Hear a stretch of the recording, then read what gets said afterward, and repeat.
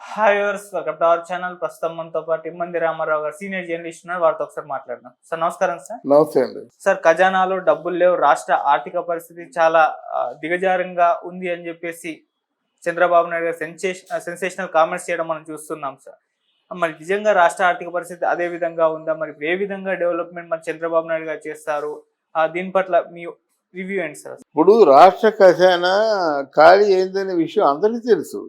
మీకు రాష్ట్ర ఖజానా ఖాళీ కాకపోతే ముందు తరాల్లో తాగబోయే వాళ్ళ అంటే లెక్కర మీద కూడా అప్పులు చేసేసారు. ఒక 40,000 కోట్లు. అంటే ముందు తరాల వారి మీద ఖజానా ఉంటే ఎందుకు అప్పులు చేస్తారు? రెండవది ముఖ్యంగా మన తాలూకు జాతి సంపద భూములు కొన్ని భూములు అంటే ప్రభుత్వ భూముల్ని, ప్రభుత్వ భవనాల్ని, ప్రభుత్వ భూముల్ని ఎందుకు అమ్ముకుంటారు? ప్రభుత్వ భవనాల్ని ఎందుకు తాకట్టు పెట్టుకుంటారు? రాష్ట్ర ఖజానా ఖాళీగా ఉండబట్టే కదా. వీళ్ళు కాంట్రాక్టర్లకు ఇచ్చినటువంటి వాళ్ళందరికీ కూడా బిల్లులు చెల్లించలేదు. కేవలం జగన్మోహన్ రెడ్డి తాలూకు ఫ్రెండ్స్, జగన్మోహన్ రెడ్డి పేరుతో బినామీ పేర్లతో ఉన్న కంపెనీలకు మాత్రం కోట్లు చెల్లించారు. కానీ మొన్న 14,000 కోట్ల రూపాయలు జనానికి చెందినవి, ప్రజలకి చెందినవి. 5 సార్లు మీట నొక్కాను అన్నాడు. ఇప్పటి నుంచి జనవరి నుంచి మే వరకు నొక్కాను అన్నాడు. ఆ డబ్బులు 14,000 కోట్ల రూపాయలు వీడి దగ్గర ఉంటే ఎలక్షన్ ముందు ఖర్చు పెట్టొద్దన్నారు. ఇప్పుడు ఆ డబ్బులు కనబడటం లేదు. ఎవరికి వెళ్ళాయి? ప్రభుత్వంలో కాంట్రాక్ట్ మళ్ళీ ప్రభుత్వమే తీసుకుంటుంది, ఎవరో తీసుకోరు. ప్రభుత్వంతో పాటు అంతర్లీనంగా ఉంటారు. వాళ్ళు కనబడిన ముసుగు దొంగల్లా ఉంటారు. కనుక ఆ 14,000 కోట్లు కూడా వాళ్ళకే ఇచ్చేసారు బినామీ పేర్లతో ఉన్న కాంట్రాక్టులకి. అర్థమైందా? సారాయి నుంచి వచ్చే ఆదాయం ఏమైపోయింది, గంజాయి నుంచి వచ్చే ఆదాయం అయిపోయింది, డ్రగ్స్లో నుంచి వచ్చే ఆదాయం అయిపోయింది. 3,000 ఎకరాల్లో గంజాయి పంట పండిస్తున్నారు అరకు వెళ్ళే దారిలో. ఇవన్నీ కూడా మీకు సరిపోలేదు. ప్రభుత్వానికి ప్రజలకి కేటాయించిన డబ్బులు మీరు వాడేసుకున్నారంటే ఏం చెప్పను. ఇది బాధ. ఇకపోతే మరి అంతకంటే ఎక్కువ బాధలు చెప్పుకోవద్దు. ఎందుకంటే తిరుపతిలో కూడా ఎవరు హుండీలో డబ్బులు వేయొద్దని ఆ ప్రధాన పూజారికి కడుపు మండి చెప్పాడనమాట.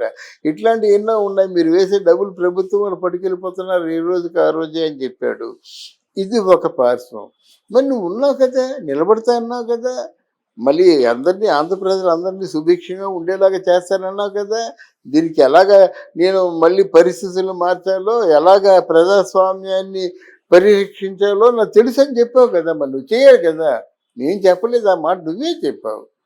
సంపదను సృష్టిస్తానని చెప్పావు. మాకు ఆ నమ్మకం ఉంది, సంపద సృష్టిస్తావేమో అని చెప్పేసి. మళ్ళీ ఇవన్నీ ఎందుకు? శ్వేతపత్రాలు ఏవో రిలీజ్ చేస్తా అన్నావు. అంటే ప్రభుత్వం దాని తాలూకు నైసర్గిక స్వభావం అంతా శ్వేతపత్రంలో ఉంటుంది. జనం తెలుసుకుంటారు. అసలు జనాన్ని ఎలాగ నువ్వు కంట్రోల్ చేయగలవు? ఏదో మొదటి నెల జీతాలు ఇచ్చావు, మొదటి నెల పెన్షన్లు ఇచ్చావు, మళ్ళీ నెల వచ్చేస్తుంది, 10వ తారీఖు వచ్చేసింది కదా. ఇంకా 20 రోజులే ఉంది. 20 రోజుల్లో నువ్వు అంత డబ్బు సుమారు 15,000 కోట్ల రూపాయలు ఎలా మొబలైజ్ చేస్తావు? ఇవన్నీ ఆలోచించుకోవడం నీ ధర్మం. అది సీట్లో కూర్చోబెట్టారండి. మీరు ప్రశ్న అయ్యి బాబా చెప్పకుండా వేసేస్తారండి ఈ ప్రశ్న అన్నానంటే నువ్వు కూర్చున్నప్పుడు ఆలోచించుకోవాలి ఏ ప్రశ్నకైనా సమాధానం చెప్పడానికి. అంతేగాని ఇప్పుడు నన్నంటే ఎలాగవుతుంది? నేను కేవలం మంచి వ్యూహరచన చేయగలను, బాగా పరిపాలించగలిగి డబ్బులు ఎక్కడి నుంచి తెమ్మంటారంటే అది కాదు. నువ్వు డబ్బులు తెస్తావని గెలిపించావు. పవన్ కళ్యాణ్ కూడా నువ్వు అన్నమాన్ని నిలబెట్టుకుంటావని గెలిపించావు. లేకపోతే వెర్రి వాళ్ళం మేము. ఆయన 5 సంవత్సరాలు మమ్మల్ని పూర్తిగా రఫాడించేసి మళ్ళీ మీరు రఫాడిస్తారన్న మిమ్మల్ని ఎన్నుకున్నావు. ఆలోచించండి అయ్యా. నువ్వు అమరావతి అన్నావు, తీసుకున్నావు, భూములు అన్నావు, తీసుకున్నావు. మరి పరిశ్రమలు రప్పించండి. కూటమిలో ఉండి మీకు స్పెషల్ స్టేటస్ ఎలాగా రాదు? కూటమిలో ఉండి అట్లీస్ట్ ప్రత్యేక ప్యాకేజీ అయినా సరే ఒక 2 సంవత్సరాలు మీరు అంటే ఒక కంగారు లేకుండా, గాబరా లేకుండా, ఆందోళన పడకుండా 2 సంవత్సరాలు పరిపాలించేందుకు తగిన వసతులు, నిధుల్ని తీసుకోండి. మళ్ళీ స్పెషల్ స్టేటస్ అంటే వెనక్కబడిపోతారు. మీ వెనకే వస్తారు ఆ బీహార్ వాళ్ళు. అందువల్ల స్పెషల్ స్టేటస్ కాకుండా మిగతా పరిశ్రమలు ఇవన్నీ ఉన్నాయి. విశాఖ ఉక్కు పరిశ్రమ అది ప్రైవేటైజేషన్ కాకుండా పబ్లిక్గా గవర్నమెంట్గా ఉండేలాగా ఇటువంటి మేలు రకాలైన పనులు చేయవలసిన బాధ్యత కూటమికి ఉంది. కూటమిలో ముగ్గురు ఉన్నారు కదా. తెలుగుదేశం పార్టీకి ఎంత ఉందో, జనసేన పార్టీకి ఎంత ఉందో అంతే బాధ్యత బీజేపీ పార్టీ మీద కూడా ఉంటుంది. వాళ్ళు చేయాలి. చేసి ఆ విధంగా బాబు అభివృద్ధి అంటే ఇలా దోచు తినడం కాదురా, మీలాగా అభివృద్ధి అంటే కాయ కష్టం చేసి మనకి మనం నిధులు సమకూర్చుకోవడం. ఆ పని మేము చేసామని చెప్తే షహబాస్ అంటారు. లేదు అనుకున్నాం కానీ అనుకుంది ఏం జరగలేదు, సడన్గా ఇట్లాంటి వ్యతిరేకత వచ్చేసింది అని ఏదో కాకమ్మ కబుర్లు చెప్పారనుకోండి, నలుగురితో పాటు మిమ్మల్ని కూడా చీ అంటారు. అందువలన చంద్రబాబు నాయుడు చెప్పింది ఏంటంటే కరెక్టే, ఖజానా ఖాళీగా ఉంది, అది మీకు తెలుసు కదా, మీకు తెలుసు, ప్రజలకు తెలుసు, బాగా ప్రజలకు తెలుసండి. 2,30,000 మంది వాడు వాలంటీర్స్కి ఉతి పున్నాన్ని డబ్బులు ఇచ్చారండి. వాళ్ళకి ఏముంది, January 1st పని ఉంటుంది, వారానికి 1-2 రోజులు పని ఉంటుంది అన్నమాట. ఆ రేషన్ వచ్చిన రోజుని, పెన్షన్ ఇచ్చిన రోజుని, ఏదైనా డ్వాక్రా మహిళ ఏదైనా అప్పులు తీసుకున్న రోజు, ఇట్లాంటి రోజులు కొన్ని ఉంటాయి అన్నమాట. మరి దానికి ప్రత్యేకించి డబ్బులు 100, 500, 1000 ఇలాంటి ఏదో రేటు పెట్టేస్తారన్నమాట. ఎంత ప్రభుత్వం డబ్బు ఆ విధంగా దుర్వినియోగం అయిపోతుంది, ప్రజల సొమ్ము కూడా. అవన్నీ ఆలోచించి లేకుండా చేయాలి, ప్రభుత్వానికి దక్కేలా చేయాలి, నిరుద్యోగులు లేకుండా చేయాలి. తర్వాత ఏమో ముఖ్యంగా నేనేంటంటే ఇది ఈ సిస్టాన్నే నేను వద్దనేస్తాను. ఎందుకంటే 18 సంవత్సరాలు దాటిన ఆడపిల్లకి 15,000 ఇవ్వాలి, తర్వాత 45 సంవత్సరాలు దాటిన మహిళకేమో 18,000 ఇవ్వాలి. అలాగా కాకుండా ఈ నిజంగా పూర్ ఎవరైతే ఉన్నారో పేదవారు, వాళ్ళని గుర్తించి వాళ్ళకి అంటే దాని అంటే కాలానుకూలంగా వాళ్ళకి ఏదో విధంగా ఆదరణ ఉండేలాగా చూడాలి. ఒకటి అంటే బాగా ముసలి వారికి ఫిజికల్లీ ఇంటిగ్రేటెడ్ పీపుల్ ఉంటారు, కళ్ళు కనిపించకుండా చేతులు అయిపోయి కాళ్ళు పోయి వినిపించక అలాగ ఉంటారు, ఒక జీవోత్సవాల్లాగా ఉంటారు, వాళ్ళు తీసుకోండి. తర్వాత ఎవరు అనాథలు, ఎవరు లేని వారు ఉంటారు, వాళ్ళు తీసుకోండి. తర్వాత పిల్లలు చదువుకుందామని ఇంట్రెస్ట్ ఉండి చదువుకోలేరు, తల్లి తండ్రి ఉండరు, దగ్గర వాళ్ళు ఉండరు, ఏదో వెట్టి చాకరీ చేస్తుంటారు. ఆ వెట్టి చాకరీ చేస్తుంటే ఆ యజమానులు ఏం చేస్తారు, చేతిలోని ఎర్రగా కాలుతున్నటువంటి కడ్డీ పెట్టేస్తారు, వాళ్ళు ఏడుస్తుంటారు అన్నమాట.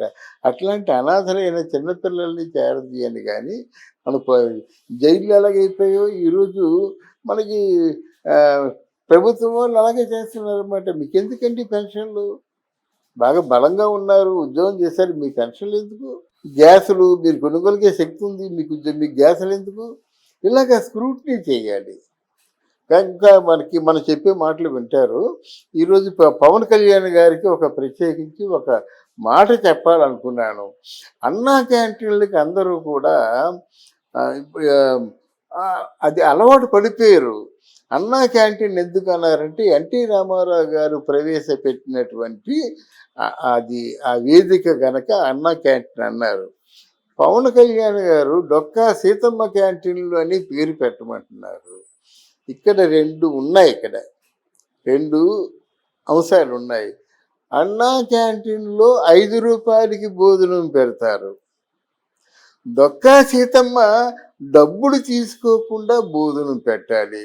తన ప్రాణం ఉన్నంత వరకు అలాగే చేసింది. బ్రిటిష్ ప్రభు వచ్చినప్పుడు కూడా రూపాయి తీసుకోకుండా భోజనం పెట్టింది. నువ్వు ఇంగ్లాండ్ వస్తావంటే బాబు ఈ ప్రజలందరూ నా కోసం ఎదురు చూస్తారు, ఎంతమంది ఆకలితో ఉంచి మీతో ఇంగ్లాండ్ రమ్మంటారా పో అన్నదన్నమాట. అమ్మ నీ ఫోటో పక్కన పెట్టుకొని మేము తలుచుకుంటామంటే అప్పుడేదో ఫోటో ఇచ్చింది, ఆ ఫోటో ఎంత వైరల్ అవుతుంది అన్నమాట. అంటే ఇక్కడ మీరు ఇందాక ఎందుకు చెప్పానంటే పేదవాళ్ళు, గుడ్డివాళ్ళు, నడ్డివాళ్ళు, అనాథలని అటువంటి వాడికి రూపాయి తీసుకోకుండా కొన్ని సత్రంలో పెట్టి అక్కడ వాటికి డొక్కా సీతమ్మ అని పేరు పెట్టండి. డొక్కా సీతమ్మ అని పేరు పెట్టి ఈరోజు 5 రూపాయలు రేపు 10 రూపాయలు కావచ్చు అని డబ్బులు తీసుకొని డొక్కా సీతమ్మ కష్టాలు పట్టింది. కానీ ఎప్పుడు కూడా ఎవరికి డబ్బులు బ్రిటిష్ ప్రభు దగ్గరే తీసుకోలేదు డొక్కా సీతమ్మ అని చెప్పి. కనుక ఆ వైవిధ్యాన్ని గమనించి ఒకవేళ పవన్ కళ్యాణ్ తాలూకు అనుచరులు విన్నప్పుడు కూడా ఒక అన్నా క్యాంటీన్ ఉంటుంది ప్రతి ఊరికి కూడా, డొక్కా సీతమ్మ సత్రం కూడా ఉండాలి, చౌట్రీ ఉండాలి. వాళ్ళు హాయిగా వెళ్ళి అంత తింటుంటారన్నమాట. మీరేం డబ్బులు పెట్టద్దు, దానికి కావలసినటువంటి డొనేషన్స్ ఇచ్చేవాళ్ళు ఇంతమంది ఉన్నారు. ఒక డొక్కా సీతమ్మ చౌట్రీని పెట్టినట్టయితే అనాథలు, చిన్నవాళ్ళు, గుడ్డివాళ్ళు, నడ్డివాళ్ళు భోజనం చేస్తున్నారంటే మనం ఇచ్చేస్తాం చేతిలో 1000 రూపాయలు తీసి. అలా కొన్ని కోట్లు వసూలు అయిపోతాయి. ప్రతినిత్యం కూడా వాళ్ళ భోజనం వసతితో వాళ్ళు హ్యాపీగా ఉంటారన్నమాట.